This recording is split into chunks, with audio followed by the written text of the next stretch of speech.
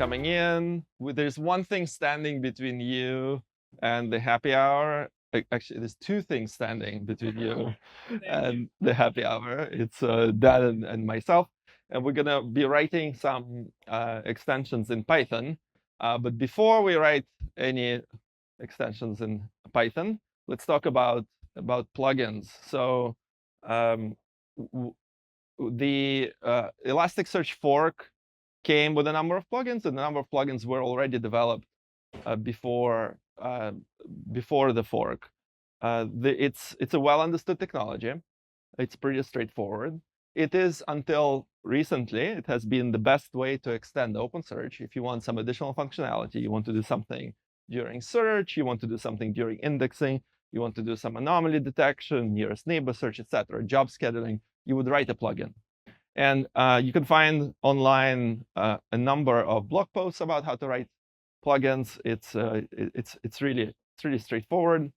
Plugins implement, unlike other products, plugins implement a tremendous amount of useful functionality. If you think about nearest neighbor search, which is very hot topic today, that's actually a plugin in OpenSearch. And it implements 3 different ways of doing nearest neighbor search, and each one of these libraries that supports it implements another 10 different algorithms to do it. So it's a huge amount of functionality built on top of OpenSearch that provides some of the critical core functions of the engine. All that is done in plugins. And over the years, we learned how to operate them. We know a lot about plugins at AWS. Plugins have some problems. They sure do. Biggest problem is that they are tightly coupled by versions, which basically means every time that we release a new version of OpenSearch, even if it's a patch version, all the plugins have to also release another version that is compatible with it. And you saw 19 plugins on the previous slide. Those are the ones that the OpenSearch team has to deal with releasing it when we do a release and coordinating all that. But if you look at all the partners we have, most of the people out in the lobby there at the tables, they probably have their own plugins that they have built for their customers who are using OpenSearch.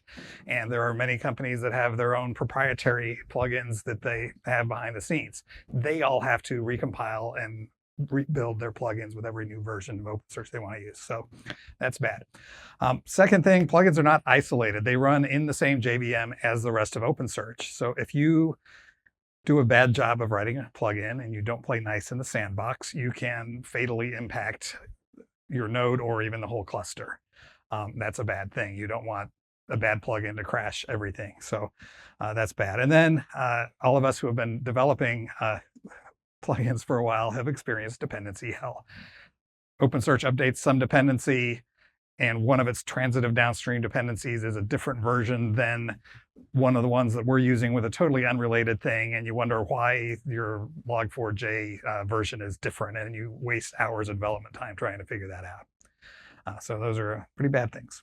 So I think what Dan is saying, and I think you all here who have experienced plugins as developers or as users have experienced, is that plugins make your life pretty miserable.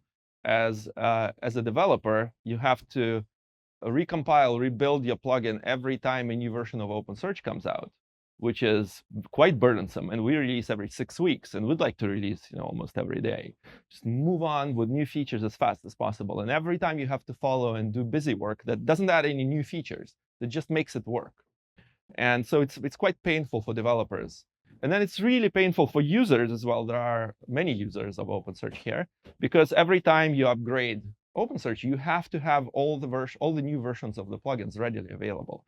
And the main distribution that comes with all the plugins that all these teams build. But what if you use a custom plugin? You have to make sure that exists too. So it's painful for both, for developers and for users. So my name is, in the introduction, Daniel Doubrovkine. I go by DB.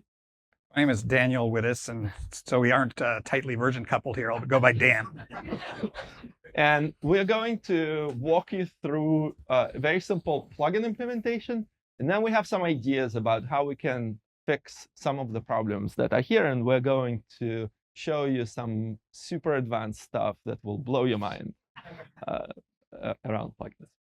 So, all right. So plugins, as I said, are something well understood. There's a blog post on Logsy.io that's now 2 years old that tells you how to build a plugin. It says, take a template that is a very nice generic plugin project inside of OpenSearch project, clone it, use it as a template, then make some changes, and voila, you have a plugin. So I went and I did that. I just followed the blog post, and I've written a plugin. Now, before I show you what that code, I'll show you what that code looks like, and then I'll install it, and you'll see how it works. So a plugin is something that extends the plugin interface. The plugin interface comes from OpenSearch core. So you take a dependency on OpenSearch core, which is 1.4 million lines of code, and then you just say import plugin and public class my plugin hello plugin extends plugin. And then there's different kinds of plugins. They implement different. There are different interfaces that do different things. So if I want to add a new RESTful API, something I would like to query OpenSearch on the RESTful API, /plugin/something with curl, then I can register. I develop something called an action plugin. So here I made a class hello plugin. It extends plugin. That's how you get started. It implements action plugin, which is going to be one of those RESTful plugins. Not sure why that's called action, but we'll leave it. And then it tells me to override a method called getRestHandlers that takes about 60 parameters. Here they are. And it's everything. It's literally the cluster state, the information about the controller. It's a bunch of things that OpenSearch has in state and memory. And it gives it all to the plugin and says, just like, tell me what your routes will be. What are your actions that you're going to implement? And so I returned here a REST hello action that is one of those RESTful actions. So what does that action look like? It's 15 lines of code. Again, quite straightforward. It extends this base REST handler, which is a generic implementation of a REST handler. And as all REST handlers, it has a route. So in my case, it's plugins hello world Java. I decided to call it that way. And then every time there is a request to OpenSearch, it will be routed through some magic to my plugin. And then my plugin is going to respond. In this case, I respond with a REST status OK, which is HTTP 200. And then I have a hello from Java. And it's awesome because it supports emojis out of the box. You don't need to do any encoding. You just paste the text, and it's supposed to return hello from Java. So let's run this. I'm going to install and run the OpenSearch plugin.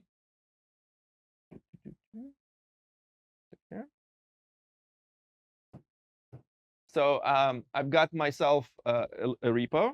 So I'm going to go into it. And I'm going to assemble my plugin. This is actually running.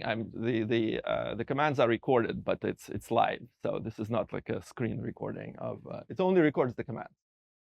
And then what that assemble generated is a zip. So build distribution hello.zip, the code I've showed you before. And I'm going to go to OpenSearch. I'm going to install this plugin. So note I have not started OpenSearch. I'm installing the plugin first. It's a long path. It's a tool that everybody runs to install the plugin. So it's going to run and install the plugin. Then I can go and start OpenSearch. I'm starting OpenSearch from source, but I can totally start OpenSearch binary download and install it. It's going to run this. And then I'm going to, now that the OpenSearch is started with my plugin, I'm going to call my REST endpoint. So I'm going to do curl hello world Java and hello from Java. Pretty easy. You can do this. It takes 5 minutes to write a plugin and execute it. So, well, when I said easy, I really meant easy for me because I've been doing Java for 60 years. And but even for those who have written Java for that long, back to previous century, actually, there is quite a few things to worry about once you want to do something useful in that plugin. you are dealing with 1.4 millions of lines of OpenSearch code that's all executing at the same time, and that is just core. You're also running with other plugins, which are also another million of lines of code that's running. So any application of multiple millions of lines of code, there's lots of things going on. There's the injection going on, dependency injection. There are thread pools, so you need to be executing tasks on the right thread pool. You have to really worry about what's going on in the application so that your plugin is not hogging all the CPU, eating all the memory, and then crashing everything in your cluster. You have to implement security and worry about the security framework, and generally be a really good citizen in with other plugins that you actually know nothing about, because you authored your own plugin. You don't know whether somebody has installed anomaly detection or whether somebody has installed a custom plugin that does something else. So they interfere with each other. So while it's easy to write one of these things, it's actually not easy to make one work well. And a tremendous amount of people spent a lot of hours making these plugins work well for you so that you can go and download OpenSearch with all the plugins and just start and run and get things done. So it's quite a steep learning curve. So Dan, can we do anything about it? We can. And we've spent about a year putting together something called Extensions, which solve some of the problems that we have seen. One note of warning, this is an experimental framework, so you have to turn on a feature flag to access it, but that's pretty easy to do. And then you will get a lot of power out of it. So here's what the code looks like for an extension. As you can see, it looks very similar to a plugin, and that's intentional. We wanted to make the process of migrating existing plugins to extensions very easy for those who had them. So it's almost a search and replace of the word plugin with extension. A few minor changes here and there, but we have a small migration guide that you can follow and get through all of that. So you can see I am listing a hello action. That's the answer to your question about where action came from. They're called REST actions. How's that? And then here is the REST handler for the hello in Java. Since I wrote the first one, I got to make it very short, and it just says hello. So we'll try that one a little bit later. All right, so I am now going to demo what it looks like for an extension. All right, first thing I wanted to mention, I gave you the warning that it is experimental and you needed to enable a feature flag. So one way to do that is to go back into your OpenSearch folder where you started OpenSearch and add a, this is if you're building it from scratch, or if you're building it as we did with Gradle, you need to add this to the run.gradle. If you're running it for the binary command line, you can add this as a command line switch. But you set this system property for extensions. By the way, we set that before we started the OpenSearch cluster that DB has the plugin on. It's still running. We're using the same cluster. You'll notice the difference here is we are going to install the plugin, or excuse me, install the extension after the cluster is already running. You don't need to shut down your OpenSearch to install your extension. All right, so I'm coming back into the Java folder. I am starting my extension, which is building from Gradle. And DB and I have talked about how fast Python versus Java is, and you're kind of seeing some of that right here. Feel free to call it your Java is slow jokes right now.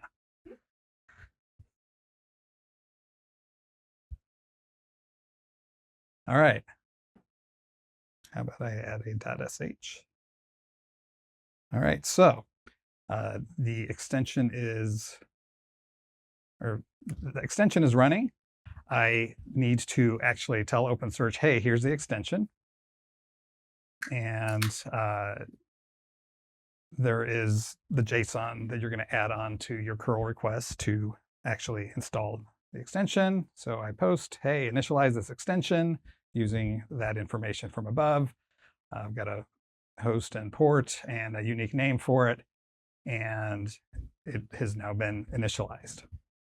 So now I can just give it that hello request and the rest, and it says hi. This solves a lot of the problems that we talked about earlier with plugins. There is no rigid version compatibility. It's semver. So you can keep the same version of your extension as OpenSearch increases its minor versions. You do not need to update that. As you saw, we installed the extension after OpenSearch was already running, so you didn't need to do that. It's isolated at the runtime. If I do a very poor job of writing hello world and going into an endless loop and crash, I'm not going to do anything to the cluster. It'll just say, okay, the extension died. I'm not going to talk to it anymore. But most importantly, we're able to right size wherever the extension is running for the task it's supposed to do. If I am only doing hello world, I can put it on a T1 and have it somewhere, T1 micro, and have it running separately from whatever types of instances the rest of OpenSearch is running on. For example, one of the things we did as we were developing extensions, we said, what's the hardest extension and most complicated one to implement? And we chose anomaly detection to make sure that we built all the features into the SDK to support that. And then earlier this year, we were doing benchmarking to show that we could match some of the performance. An interesting thing is when you do anomaly detection or other similar ML type models that train and build models, they hold those models in memory. And unless you want to retrain them or write and read them to disk all the time, you need a lot of memory to hold if you're processing a lot of anomalies. So in their benchmark that they did, they actually had to calculate the size of their cluster based on how many models they had for the anomalies they were going to detect. They ended up with a 36 node cluster.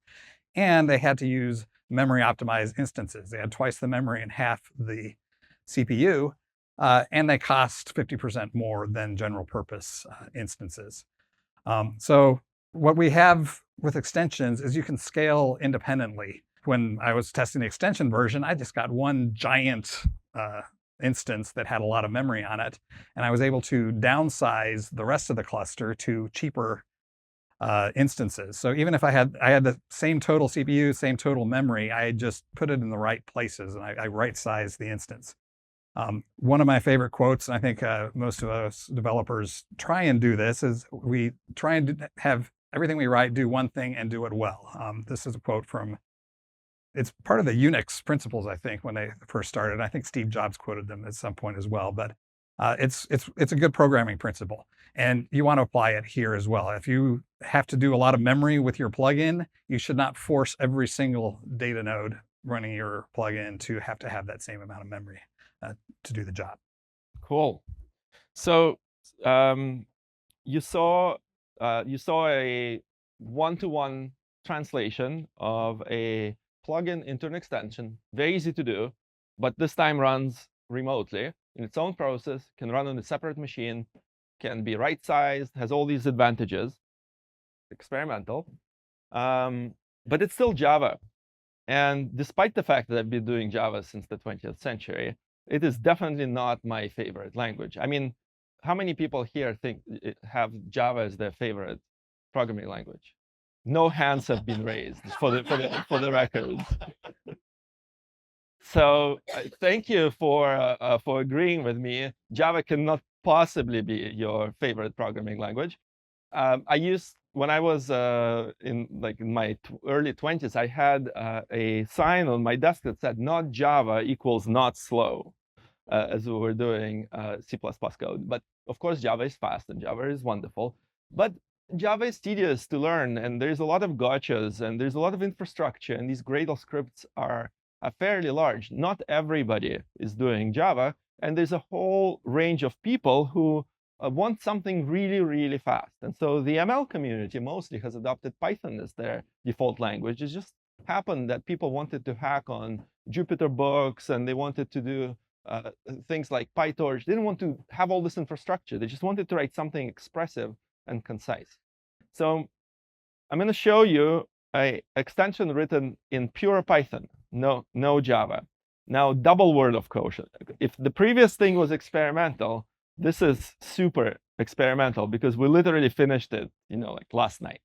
So there's still some fixes here and there committed. So buyer beware. But it is cleaner than the Java code because you don't have all these other words or these brace things. I think that just it already cuts the code by half. And Python has multiple inheritance. So that's super powerful. So here, if you've never done Python multiple inheritance, which is a very advanced feature, this is how you do it.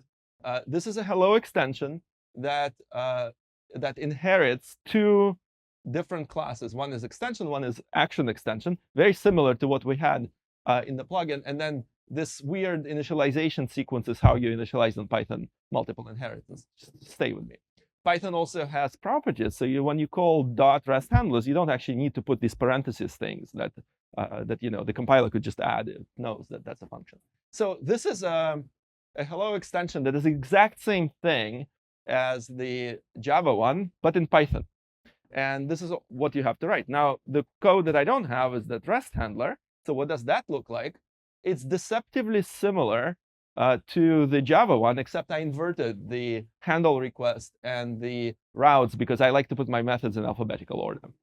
So the first one, handle request, returns an extension response, and that has our REST status OK, identical to the Java code, and then returns hello from Python. So this way you'll know that it comes from the right place. And then, of course, the list of routes, it's our hello route in there. So I say we run this. Python extension. So we're going to enable extensions in OpenSearch the same way. I retyped this, but we did it before in my instance. I just want to show that that's actually what's happening. We have the same flag for experimental extensions.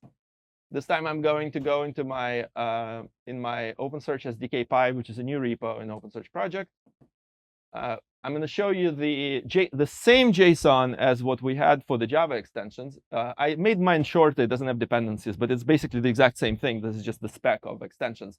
And you can see here it has a unique ID. The host address where it runs, I'm running it locally, but it can be remote. The version that has nothing to do with OpenSearch on here, but it does say the minimum version of OpenSearch that I'm compatible with. This is compatible with the entire range of OpenSearch 3x today.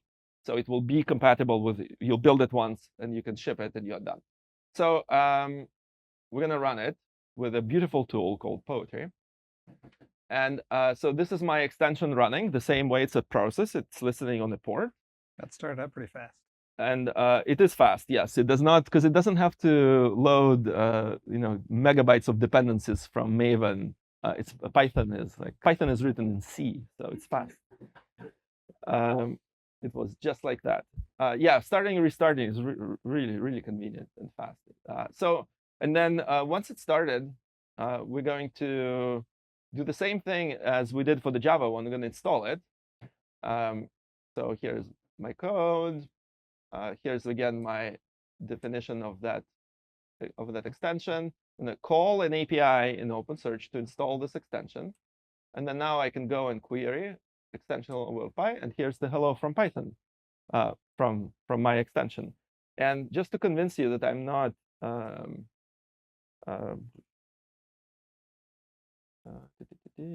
I have these commands curl.txt. I'm just going to copy paste these so that you believe me that this is not a recorded script. There you go. All the three things that are running together. Notice they all coexist very peacefully inside one OpenSearch cluster, but they all run on different nodes. So how did we do this? This sounds completely magical. There was no Java anywhere there. Well, even if I haven't been using Java as long as DB has, but still for close to, I've been writing BASIC since 1982. It doesn't count for Java, though. Well, OK. All right. It was nice to feel smarter than DB for once in my life. And what happened is he tried to implement all of this stuff, and he figured out like the first 19 bytes and then everything after, say, byte 40. But he's like, I don't understand this middle stuff. Help me out here. And particularly, there's 3 zeros in the right-hand side of the second row that he's like, well, I know what one of these is, but I can't find the other two. So I as an old school programmer, I don't debug with breakpoints and all the stuff that you smart guys do. I rubber duck. I go line by line with a piece of paper and write things down and figure out. And I was able to find those missing bytes and ended up being able to re-implement the entire OpenSearch transport protocol with all of its headers and everything else in Python and move on to help build this extension. So that was a lot of fun. It's actually the important thing to understand about that is it was a little bit painful to write once, but that part's done. But the better part about it is that when we got to trying to do the REST handler, when we built extensions, we used protobuf messages for that part of it to gain some of the advantages of version compatibility with that. And when I went to do protobuf in Python, it was painless. And I'm not talking about painless script. I'm talking about it was like I copy and pasted the .proto file from the OpenSearch repository, compiled it with the protobuf compiler for Python, and I had classes ready to use. I was able to build right in. So protobuf is a good thing. I understand we are maybe going to replace the transport protocol with protobuf at some point in the future. I won't promise when, but that is an idea that is in progress that we're working on. Cool. Right. So that sounds fun. You can write now things that work with OpenSearch in pure Python and not in Java. Experimental, but fun, right? Right? Cool. So what can we do with this? So I posted on Slack into the plugins channel and said, hey, this exists. And then an engineer from Aaron, Henry, said, so I guess I can take all of this Python ML stuff and just use it in OpenSearch, like out of the box without any complexities, right? Right? Absolutely right, Henry. You can do this now. You can take all of Python and all the ML libraries that are there, and you can go and write something that works with OpenSearch. And it is a lot of things that are available. So we enjoyed doing this. This is a nice experiment. We implemented an OpenSearch extension in Python. That's done. We can do hello world. We hope that someone in this audience will take us up on and go and implement something useful in an OpenSearch extension that a hello world, maybe with a Python library or something like some ML, something that actually provides real value to real people out there. So, you know, the challenge is to you. But also, we think that there are other possibilities than doing something useful. You can do something as interesting as re-implement all of OpenSearch in Python. Because now we have the transport protocol narrowed down. Why not write an entire OpenSearch node that participates in the cluster, but in Python? Okay, I know Python is in C, but maybe it's not that fast, and maybe it's not as fast as the OpenSearch nodes in Java that we have that do storage and work on Lucene and all that kind of stuff. But maybe someone can go and do the same thing in Rust. We did the hard part for you. We reverse engineered the Elasticsearch protocol. We implemented it in Python. You can port that code as is. And this time it is not a weird hierarchy of classes that have been built for the last 15 years in Elasticsearch. It is something that's a little bit more organized and documented and clear. You can just copy that into, say, Rust. And now you can boot up a complete node of OpenSearch, or almost boot up a node of OpenSearch, at least an extension node. And then write extensions in Rust, if you please. And it participates in the cluster the same way as all other nodes participate in the cluster. So as someone very famous sitting in this room has said, go forth and do great things. You can go to a GitHub repo. I put the QR code to our Hello World Python extension and run it yourself. And this is a great place to start. Get it to work. It will take you about a couple of minutes. And then from there, I hope that you will build something exciting, something fun, and something useful. Thank you.